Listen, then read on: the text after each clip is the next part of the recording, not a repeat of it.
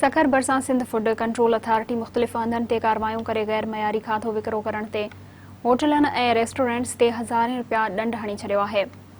Director food control authority Ayesha Junejo जी अॻवाणी में इंतज़ामिया शहर जे केतिरनि ई इलाइक़नि में कारवाई करे होटलनि ऐं रेस्टोरेंट्स ते छापा हया सिहत लाइ हानिकार शयूं विकिरो करण ते मथनि हज़ारें रुपया ॾंड हयो वियो। उन मौक़े ते director food control authority Ayesha Junejo ॻाल्हाईंदे चयो त केतिरनि ई होटलनि ऐं रेस्टोरेंट्स में सफ़ाई जा इंतज़ाम नाक़िस हुआ। हिन चयो त खाधे जी शयुनि जा सैंपल वरिता विया आहिनि जेके लेबॉर्ट्री मोकिलिया वेंदा। रिपोर्ट अचण बैदि संदनि ख़िलाफ़ वधीक कार्रवाई कई वेंदी।